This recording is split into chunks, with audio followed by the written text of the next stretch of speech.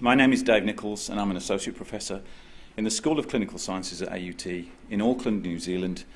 I'm the founder and co-chair of the International Critical Physiotherapy Network and also founding chair of the International Physio History Association. I'm also the author of the book titled The End of Physiotherapy, and I'm deeply honoured that you chose to use the title of the book as the theme for this conference. Before I begin, I'd like to thank Henk Willemsen and Karen Solman for the invitation to present today, Arwin Nimes, Dean of the School, members of the School of Health Studies, and Patricia Almeida, and all the members of the European Network. To colleagues from around Europe, and especially the students who are here today, many congratulations on your incredible work and on organising this magnificent European Network conference. I should say that normally my preference is not to work off a script, but I want to be very careful about what I'm saying today. And so I apologise if I spend some time reading, but part of the reason for that is because I also wanted to make available a transcript of the talk today so you can see it in its raw state. So normally I make much more contact with you during a talk, but for the purposes of this I want to be quite specific in the language I'm using. So I apologise if it feels a little bit removed. I want to tackle two main questions in my talk today. How did physiotherapy arrive at this point in its history? And what will we need to do to keep the profession healthy into the future? All professions exist for a reason. Journalists report the news, plumbers repair the drains, musicians entertain us. All professions, including physical therapy, physiotherapy, exist to help out in society. So our existence depends on us addressing important societal issues.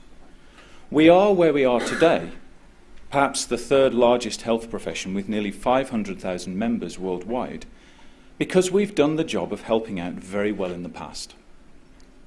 Because we've answered society's call, we've had laws written to protect us, funds given to us to subsidise our training and pay our salaries, and access to the entire public health system, opportunities that many other professions can only dream of.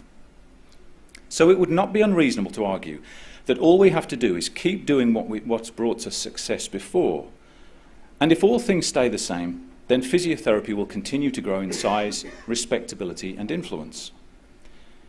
But the key phrase here is, if all things stay the same, because we all know everything is changing. You don't have to look far to realise that the world we live in today is very different from the one that physiotherapy first emerged into more than a century ago. Physiotherapy faces some unique challenges in adapting to the 21st century, not least its long-standing affinity with the idea of the body as machine. This, as much as anything, may be contributing to a growing sense within the profession that we need to adapt and change, but we don't know how. I've been interested in this question for many years, and some of this work culminated in the book, The End of Physiotherapy, which asked, how can this be? How have we arrived at this situation, and what can we do about it? The book traces some of the history of physiotherapy, but most especially focuses on the decisions and discourses that have shaped the profession today. The book concludes with the belief that the same conditions that fed physiotherapy throughout the 20th century may now be poisoning us. And that is the very way physiotherapists think and practice that may now bring about our demise. But to understand why I'm saying this and what it may mean for the future of the profession, we need to backtrack a little. So let's begin with this. If all professions exist and prosper because they provide solutions to society's problems, then one of the things we should ask when we analyse physiotherapy is, what are the questions that physiotherapy is the answer for? Tracing the history of the profession, it's relatively easy to see why physiotherapy was successful. When Victorians were outraged by the massage scandals of 1894, it was the women of the Society of Trained Masseuses that proved you could touch people without scandal. When World War I broke out, it was these same women that showed that they would do anything, no matter how brutal, to return injured men to the front line and the factory. And when infantile paralysis struck in the interwar years, physical therapy numbers mushroomed as hundreds of new recruits flocked to become therapists. Not surprisingly, When governments moved to formalise healthcare in the middle of the 20th century, physiotherapists were in the prime position to become the sole orthodox providers of physical rehabilitation services.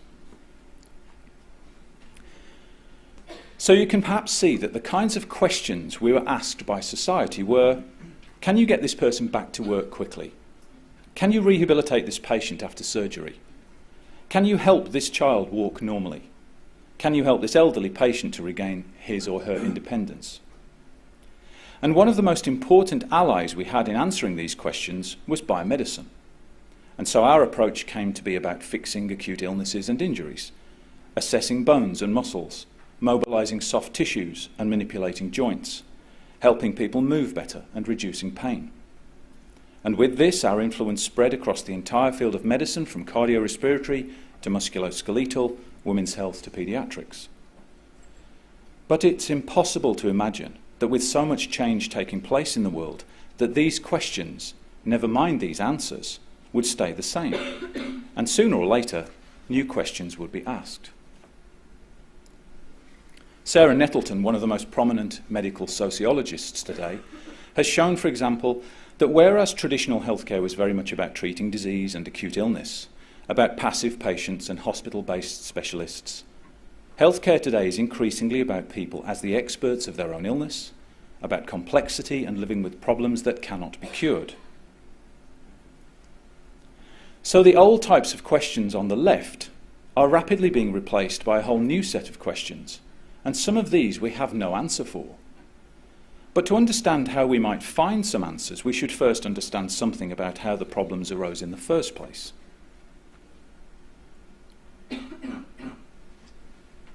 For much of physiotherapy's history, the profession has had two main masters, and I use the word masters here quite advisedly: the state and the medical profession. From the state, we gained our social capital, our privileged status as the most trusted provider of physical rehabilitation.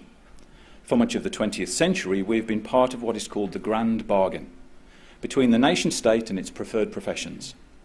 In this bargain, we promised to return people to work, make them independent and function normally, in return for legislative protection, funding, access to the healthcare system, and social status as a trusted profession. And from the medical profession, we gained a patron.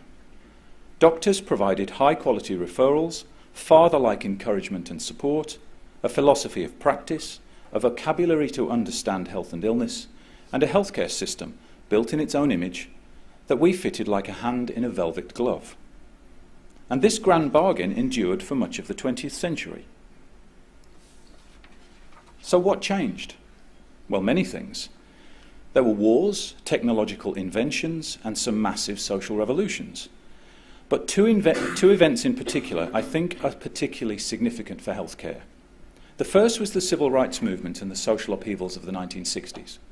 The second was the 1973-74 oil crisis and the rise of neoliberal economics. These are far too complex to do justice to here, but in the broadest terms, the 60s civil rights movement saw massive revolt against traditional authority figures, people who had led the world to the brink of destruction. The orthodox medical profession was a particular target, with feminists and disability rights activists especially arguing that healthcare had been dominated by elite white men who had begun to practice in quite arrogant and ethically abusive ways, all under the guise of scientific objectivity and detachment. Many of the marginalised voices who had suffered under this treatment began to speak out, and they haven't stopped since.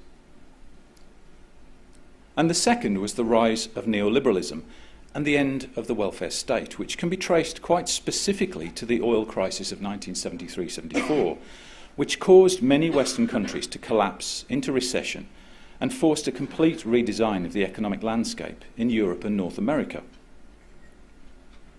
The answer to the recession came from politicians like Margaret Thatcher and Ronald Reagan, who instigated a massive programme of reforms that included tax cuts, reduced public funding for education, healthcare, pensions and benefits, and opening up of the public sector to market competition.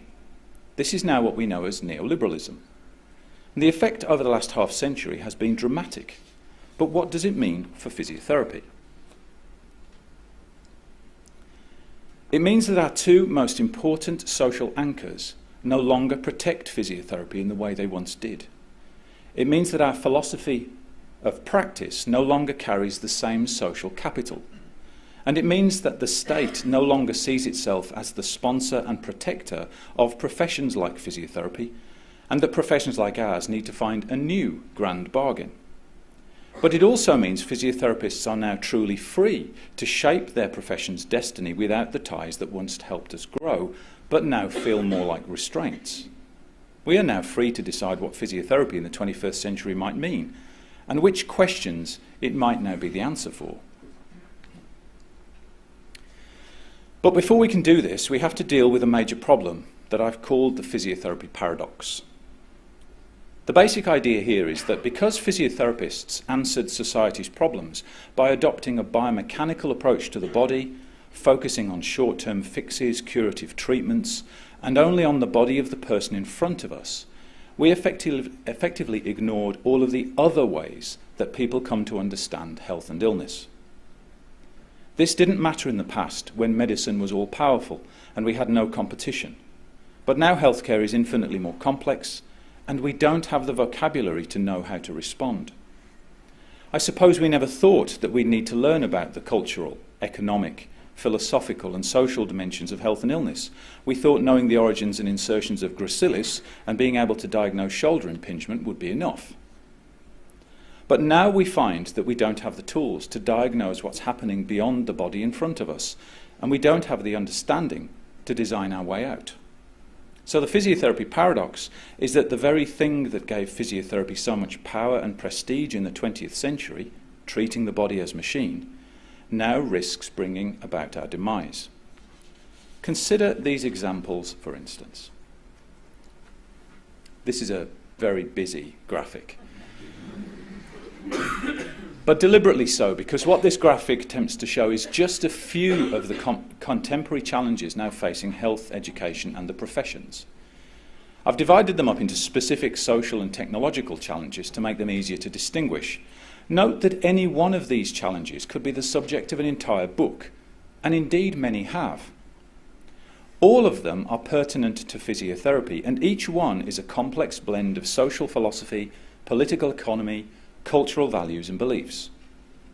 And yet the entire volume of writing and thought on these issues that currently exists in the physiotherapy literature amounts to nothing by comparison with how much energy is going into studying things like upper limb function after stroke or the benefits of pre-op physiotherapy.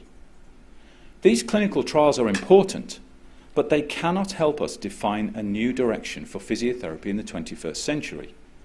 We are most definitely not going to find answers to these things in the latest book on musculoskeletal rehab or new guidelines on the treatment of spondyloarthritis.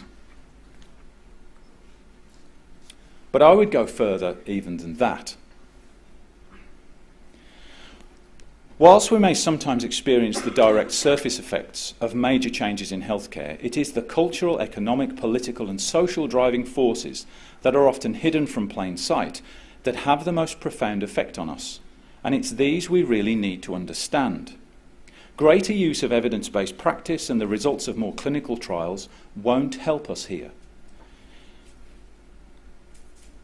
If we are going to make sense of the world of healthcare today, we are going to need tools drawn from philosophy, the humanities and social sciences that have been developed over the last 100 years, tools that most physiotherapists are almost entirely unaware of. We need these tools because the challenges that will really shape physiotherapy into the future operate like a duck on the water, serene and composed on the surface, but kicking frantically underneath. We need to be able to see beneath the surface of the changes now taking place and discover what is really driving change. Then we'll know better how to respond. So today I want to look at 5 contemporary issues that have the potential to really shape the future of physiotherapy education and practice. And if we start to look carefully at what's going on beneath the waterline, they may give us clues to the answers.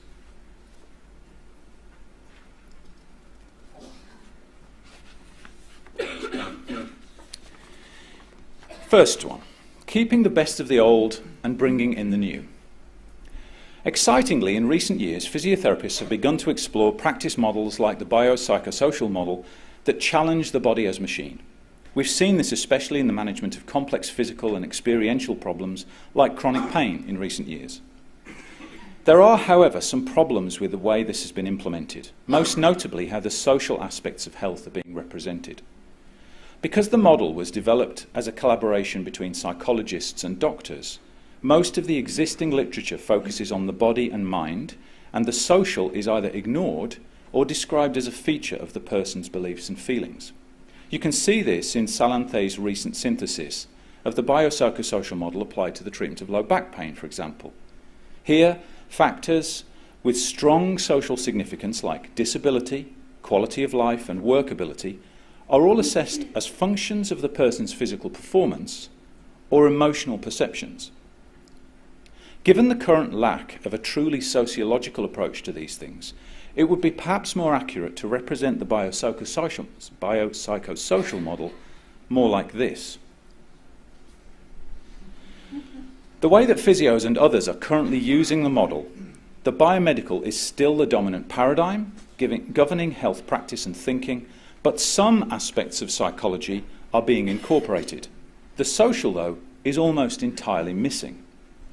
This is significant because there is now considerable evidence that the social dimensions of health and illness are much greater predictors of people's long-term health than the biological or the psychological. And many studies have shown that the social determinants of health, poverty, poor standards of education, social inequality, poor access to services, and environmental degradation and other things are much stronger predictors of the burden of illness and more effective in guiding our interventions, as these quotes argue.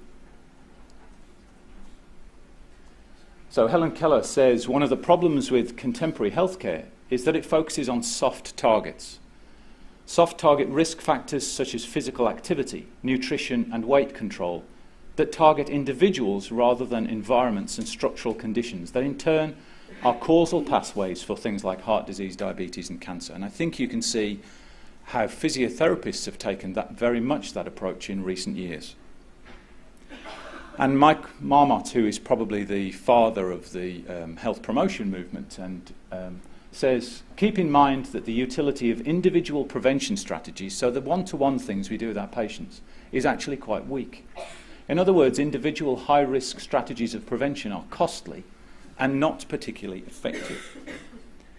So raising our level of awareness of the sociological dimensions of health would be a powerful way to become more holistic in our approach and adapt to the changing world of healthcare in the 21st century.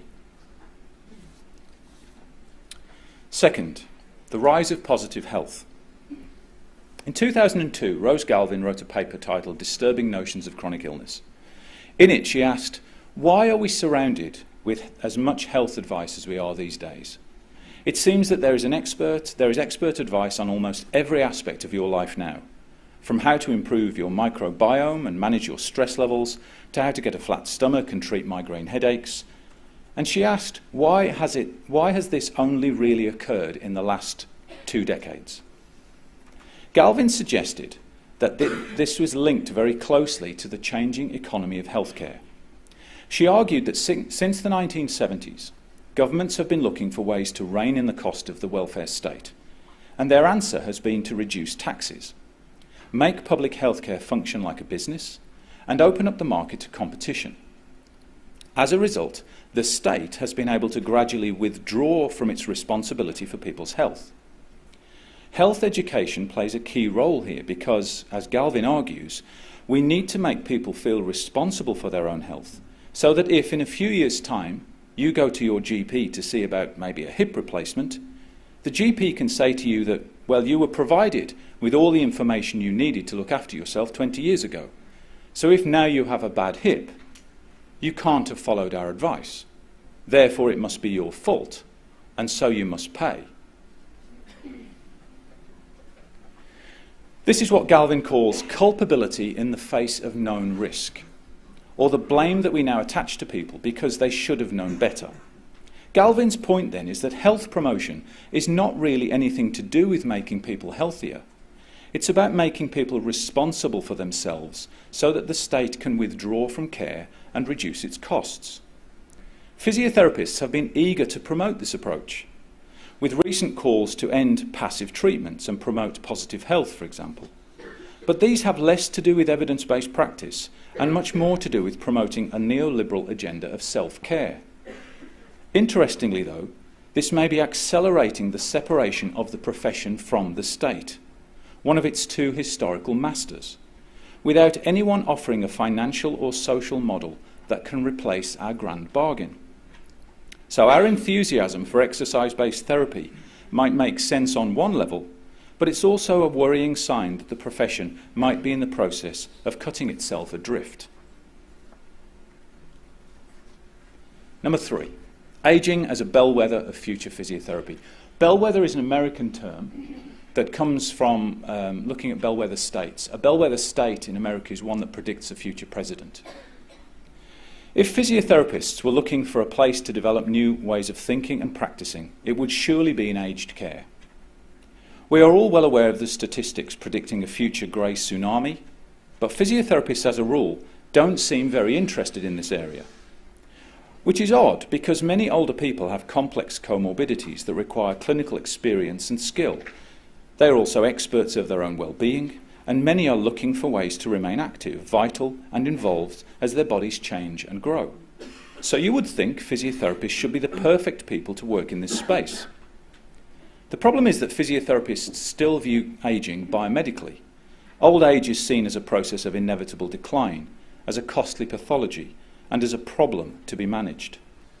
So our role has been to try and keep the person as independent as possible so that they are not a burden on their family, their friends and neighbours, and taxpayers generally. But this no longer reflects the reality of ageing. Older adults make rich contributions to their communities, and many over the age of 65 still have many years of productive life ahead of them. Older adults are also some of the biggest consumers of leisure and travel, fitness and well-being programs, and reconstructive surgery, and no longer feel that they have to be confined by stereotypical images of loss, depletion, and decay. I would remind you that Jane Fonda was 79 when this photograph was taken. In this paper I wrote 2 years ago, I argued that if physios can develop a new model of practice that works for older adults, we will not only open up a vast untapped market for physical therapy, but we'll also solve many of the problems now facing the rest of the physiotherapy profession. So aged care could be the forefront of the new physiotherapy renaissance.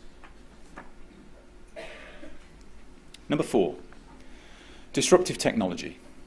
Unlike areas like manufacturing, financial services, journalism, healthcare has been relatively slow to experience digital disruption, a comment that Patricia made earlier when she said, I think practice is going very fast and education is going very slow.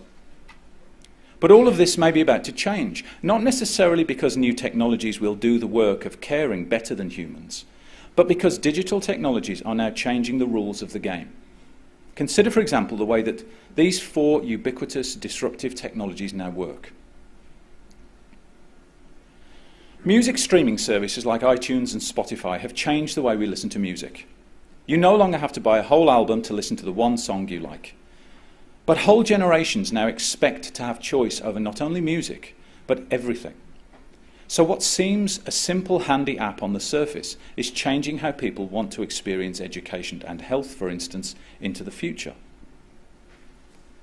Google Maps is similar.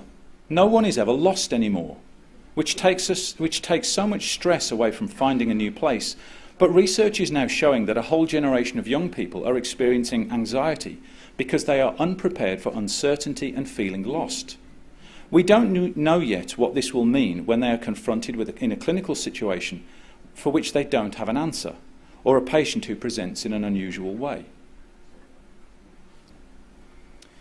YouTube and other streaming services are making experts of all of us, and social networking tools like Facebook and Twitter are showing that truth is no match for popularity.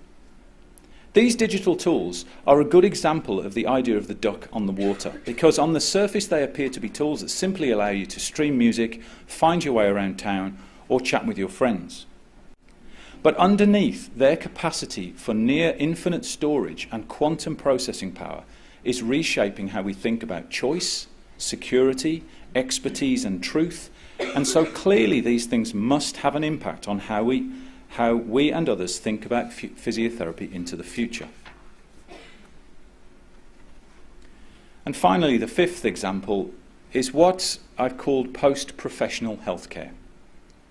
Perhaps the greatest challenge now faced by professions like physiotherapy is the belief that the professions as a whole are in decline.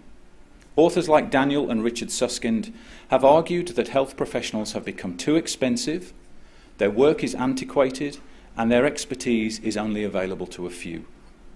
Faced with increasing competition from chiropractors, osteopaths, exercise physiologists and others, it's been interesting to observe how physiotherapy leaders around the world have responded. Many have argued that physiotherapy should be a master's or even a doctoral entry program. Others have pushed for more specialization and the creation of new elite professional titles like physiotherapy consultant. The logic here is seductive. If physiotherapists can claim more recognition as specialists, then they can command higher incomes and more social capital.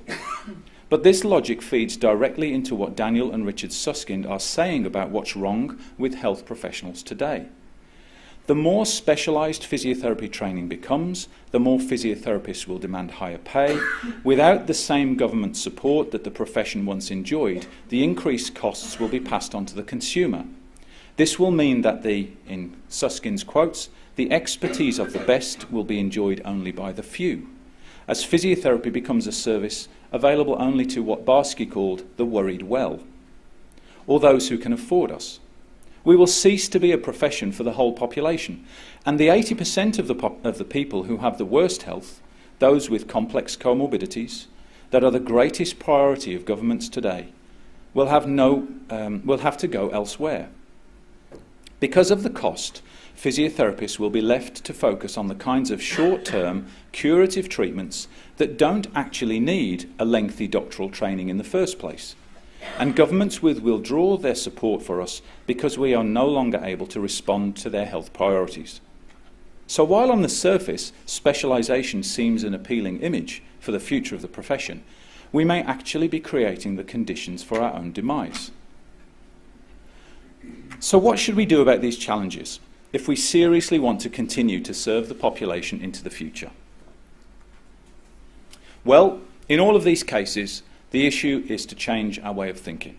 If we begin by looking at everything we currently do as a symptom of the old way of doing things, then we're making our first step into a positive new future. So difficult though it might be, we need to give close critical attention to what we are saying about physiotherapy when we talk about anatomy and physiology as core subjects and don't put people first, when we fetishize normal movement and function and stigmatize those who don't measure up, when we teach students to regard people with detached objectivity, actively discouraging empathy and reciprocity, when we ignore the cultural, environmental, economic, political, philosophical, spiritual and social explanations that people hold for how and why they are ill and injured, and when we privilege evidence-based practice and quantitative measurement, perpetuating the myth that these will one day show the world how good we know physiotherapy to be. These are the monuments we have erected to the old world, the signs of a system that used to work well for us, but is showing increasing signs of decay. We have to realise that the old world is not slowly ebbing away from us, it is racing away like a fast-flowing river. The point to remember, though, is that it's still a river, and a river is a fabulous way to travel. The worst thing we can do, though, is to stand on the bank and watch it flow by. So let's consider next steps. Now, I know that some of this may be difficult to hear and it sounds as if the future is bleak, but in truth I'm suggesting the exact opposite. A sign of a real profession is one that can look critically at itself, identify its problems and come up with realistic and achievable solutions. It's no different than what we ask our patients to do. And if what they have been doing in the past is now causing them problems, we would advise them to change. One of the most important challenges ahead of us will be how to retain the best of the past while shaping the profession for the future. This is going to involve us taking a very different approach to creativity and innovation in the profession. Perhaps you can't see how things might change, or maybe you find it too scary to contemplate. But the challenge is what we do with those who can.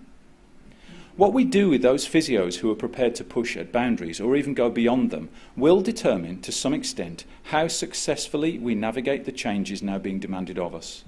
So we have to think about how we are going to handle the disruption.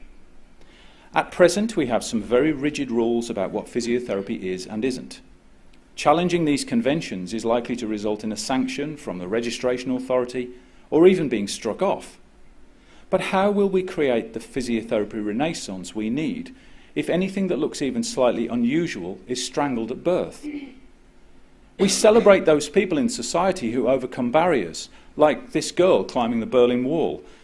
So how do we encourage this kind of pioneering spirit in today's therapists?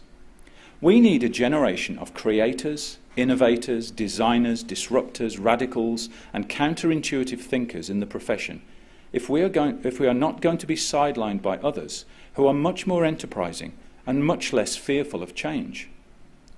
And we know that there is no shortage of other professions without the same historical baggage as physiotherapy, eager and ready to take over this space if we don't claim it. We have to become comfortable challenging convention, saying the unsayable, thinking the unthinkable, in order that generations of physiotherapists that follow see our work today as the new normal. This is why we set up the Critical Physio Network, which we thought would be a small group of critical thinkers, but now has more than 650 members in more than 40 countries around the world. But it's physiotherapy educators and students that really have all the power here. And it's the work that we do that will perhaps have the most telling impact on reshaping physiotherapy into the future. And the reasons why educators matter so much here is because we're the only professional body in physiotherapy with a mandate to look into the future. Our registration bodies are focused on making sure that people work to establish standards and they police our professional boundaries and make sure that the profession's heritage is secure. Our professional societies are future focused, but their main interest is in the present, in promoting physiotherapy interests today. But it's educators that have to look to the future, to think about what people will need from physiotherapists in the next 10, 20 or 30 years, and to begin to make their preparations now. So the responsibility for creating innovators and disruptors lies primarily with us. We have to create the conditions for people to be more innovative in curricula and less rule-bound, more creative in their approach to patient care, with less standardized textbook approaches to assessment and treatment, more focused on people and less on techniques, more concerned with the cultural, economic, philosophical, sociological and spiritual dimensions of health, and less focused on more clinical trials and the latest methods of hamstring stretching. What we need is a renaissance. Here's an example of one way we can start to plan for the future. Some authors have argued that in the near future, technologies and new labour practices will significantly eat into the work of the professions, like physiotherapy, that we once monopolised. This is based on the belief that in the future, anything that is mundane or repetitive, that you can explain or list, standardise or quantify, will be given to those who are cheaper to train and employ than we are. It could be a machine like a robot, or a person who can do this kind of work at low cost. But these tasks will be the first to go. Now, this could have profound effects on physiotherapy because our traditional approach to practice has been based on handling skills and techniques that can be taught and reproduced quite mechanistically. Think here of massage and manipulation. Or involves relatively standardized advice and support. Think about exercise. Imagine what would happen if all the things you can explain and write up as a list of instructions were taken away and given to someone else. So hypothetically speaking, if this blue square represents physiotherapy as it is today, then the coloured boxes are just some of the areas that are already being suggested for widespread decomposition by health funders and planners. Things like complex information processing, like diagnosis and evidence-based decision-making, are ripe for artificial intelligence, as IBM's Watson computer is now showing. Heavy or repetitive manual work is likely to be taken up by a fleet of cheap service or care robots, and standardized advice from managing common conditions with basic exercises or home-based care may well all go online in the near future, with cheap physiotherapy advisors on hand, instantaneously throughout the world, available 24 hours a day to provide the support. So the effect of losing these would be to reshape physiotherapy's professional boundaries. We're likely to lose some things that we've done for more than 100 years. The profession will inevitably look smaller and perhaps more ragged. Its boundaries will be much less clear, and for a time it will be harder to distinguish our work from others. But this will also bring an amazing opportunity to think about what actually lies at the heart of the profession when we take away all of the repetitive technical skills and routine decision-making that can be done just as well by other people.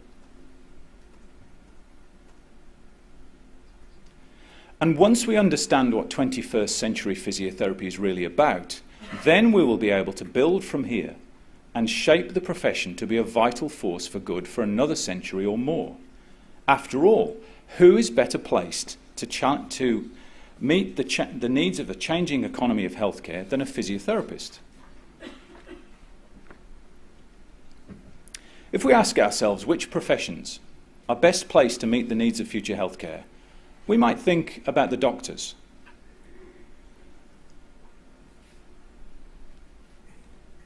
Doctors are very powerful and have many skills, but they don't have a hands-on practice and an intimate relationship with their patients. Could it be the nurses then? Well, nurses are certainly widely dispersed and have immense social respectability, but they're not diagnosticians. Midwives, dentists, podiatrists, osteopaths all have status, but their work focuses on single body systems. And the psi disciplines like psychology, psychotherapy, psychiatry have become increasingly important in recent years, but they can't touch people and no experience of bodies. Complementary therapists are popular, but they're not respected as part of the orthodox health system and can only operate in the private sector. Exercise and sports scientists have moved into healthcare in recent decades, but they don't have our experience of comorbidities.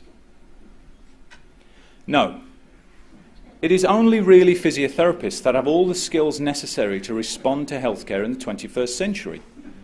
So we have a duty to make use of more than a century of healthcare practice to ensure that future generations of patients receive the best possible quality care. So here are 10 suggestions for how things might be done differently. Number one, I'm sorry for the small font here.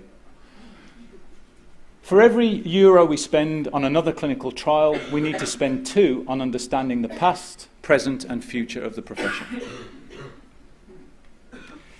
We need to look at the body as machine in every corner of the profession, and it will be hiding because it's very sneaky. We need to trap it and kill it. We need to be more critical about trends.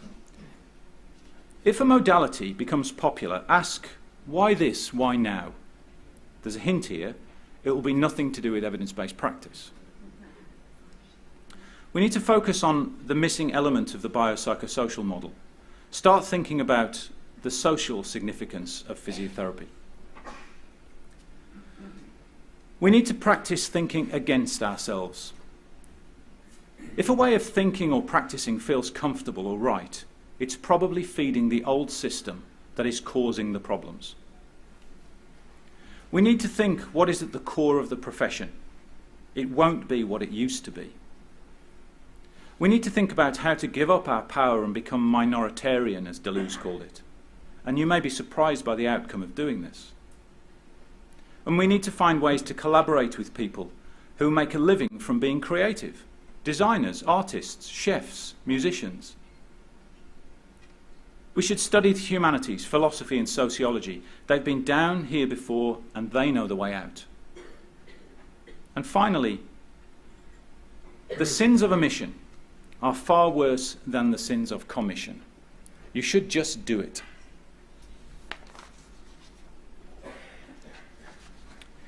And so to close, my message is that we should know by now that we have to adapt.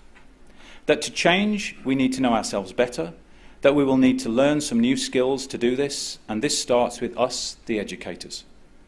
The End of Physiotherapy was written to help us understand more about ourselves, so I hope you find it useful, and I hope you find it helps in your conversations with your colleagues and students.